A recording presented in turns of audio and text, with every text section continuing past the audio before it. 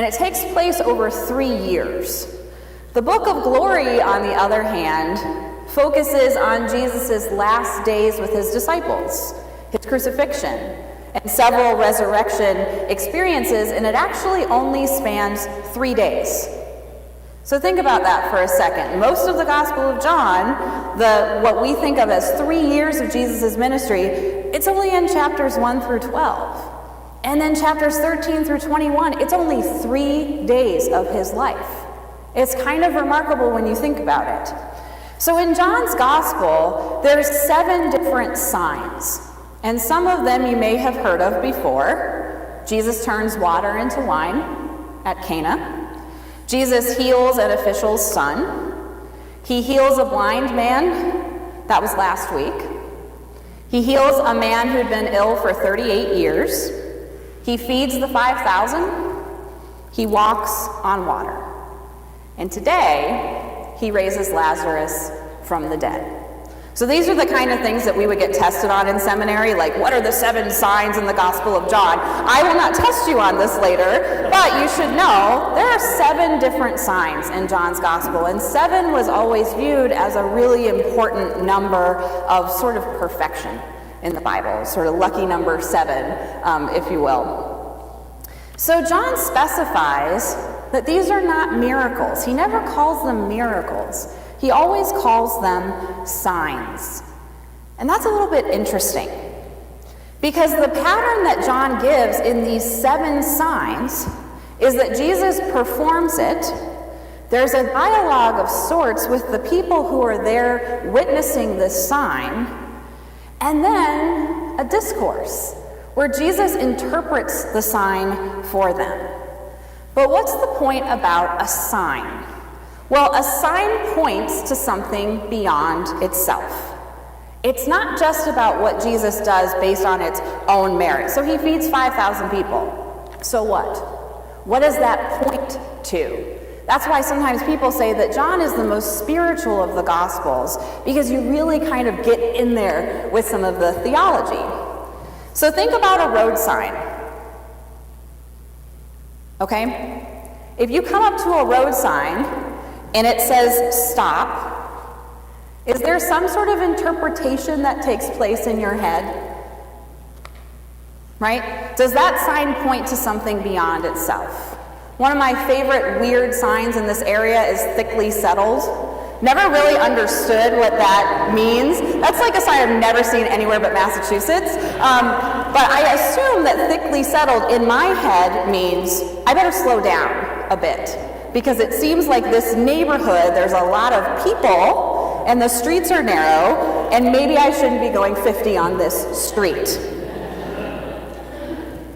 So it's not about just the sign alone, but the direction that it points you that provides the meaning, okay? So our story of Jesus raising Lazarus from the dead in chapter 11 of John's Gospel is his last and greatest sign.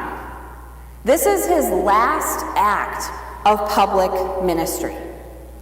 And this is the act in John's Gospel that gets Jesus a death sentence. In the Synoptic Gospels, it's when Jesus goes into the temple and overthrows the tables, right? In John's Gospel, the people who witness this sign go to the leadership and say, this guy is seriously dangerous. And that's when the leaders decide to kill him. He's got to go. This is his last sign of public ministry, and this is what gets him his death sentence. But is it true? Whether this story happened or not, factually, it's still true. Because what this story points to, the sign that we see, the direction we can see from this sign, is that Jesus had friends. Maybe that sounds like a radical thing, but we know that Jesus was a person and Jesus had friends. We also know that Jesus had emotions. Jesus wept. It's the shortest verse in the Bible. 2 words. Jesus wept. I once got into a fight with a Roman Catholic priest about that verse because he was talking to me about, we were talking about emotions, and he was saying that he always admired the stoicism of Jesus, and I was like, what are you talking about? Shortest verse in the Bible, Jesus wept, right? Jesus had emotions. Jesus was a person, and this gives us a little bit of hope because like Jesus, we grieve when our loved ones die. He's an example of someone grieving who's lost a loved one. You know, yesterday there were 300 people packed in these pews to grieve Beth Rogers, right? And sometimes we may think it's easier in our life to be a little bit isolated because if we're isolated, we won't lose people that we care about so much and it won't hurt. But what's the point of life in isolation? What's the point of life if you don't have those friends you love so much that when they die, you weep? So Jesus weeps because he's sad. So I think this story points to our lives being richer when we have friends, even though it hurts when they get sick or when they die. We also kind of have to identify a little bit with Mary and Martha in this story, because sometimes we wonder what could have been done to save a loved one. You know, Mary and Martha say to Jesus, if you had only been here, he wouldn't have died. Right? And so sometimes we have those moments too in our grief where we question what could have been done? What could we have done to bear one another's burdens a little bit better? We also know from this story that people show up when Mary and Martha are hurting at the death of their brother Lazarus. The text says several times that there are crowds of people who are there consoling them. Because that's what being part of a community is all about, right? When someone is hurting, when someone is grieving a loved one, we show up like those crowds in Bethany. We can also think of the aftermath of this and how the religious leaders responded. Something happened that they didn't understand. And so their immediate response was fear, jealousy perhaps. Don't we sometimes fear what we don't understand? Don't we sometimes, maybe not us, but we certainly see persecutions happen because people are different than us? So all of this leads me to think, how does Jesus today unbind us and let us go? If you go to Bethany today, which we did not on our trip, it's kind of sad. Bethany now is behind one of the separation walls. It's a Palestinian town. It's behind one of the separation walls, and even though it is only 2 miles from Jerusalem, and you can literally see it from the Mount of Olives, it takes hours to get there because you have to go around a bunch of security checkpoints. So we actually didn't even go to Bethany when I was in the Holy Land for our month. But I do know that in Bethany, you can find the Church of St. Lazarus, and you can even find what some historians think is the tomb of Lazarus. That town has not changed, so even very critical historical folks will say, yeah, actually this is Bethany, and this is where we really think whatever happened in this story happened.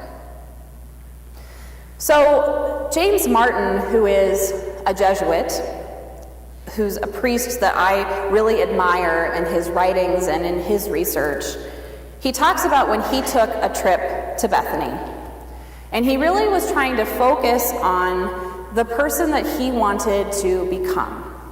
He once went on a retreat, and the retreat director told him to focus on this story of the raising of Lazarus, to think about who he wanted to become in his life. And here's what he says. He says he was really afraid to let things go. He was afraid to let go of a need to be liked, a propensity to focus on the negative, a desire to control things. Does anybody else identify with any of those traits? Okay, he wanted to be liked. That was so important to him. Everybody has to like me. He focused on the negative too much, and he just had to control everything. So he began to contemplate these really unhealthy patterns in his own life. And he started thinking of it for himself, what needs to die and be left in that tomb in order for me to become the person God wants me to be and the person I want to be. So he advises all of us to connect with this story by asking ourselves some of those same questions. What part of me needs to die and be left in that tomb in order to be the person Jesus is calling me and beckoning me to be? James Martin says, for another person, what needs to die may be entirely different.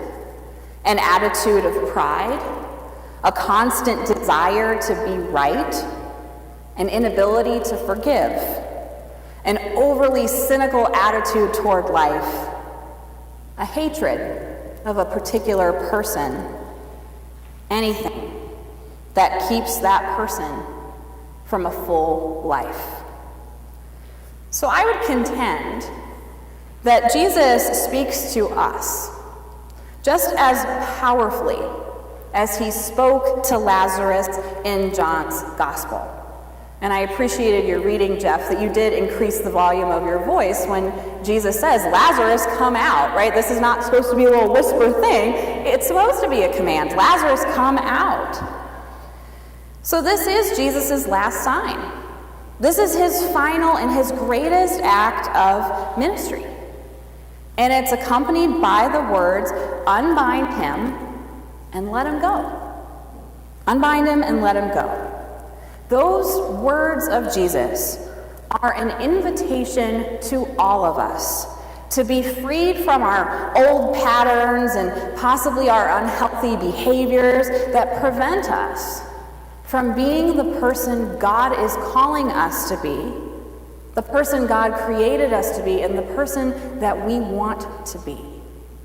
So this week, my invitation to you is to think about what it is within yourself you'd like to leave behind in that tomb. Because we all have our stuff. May it be so with us. Amen.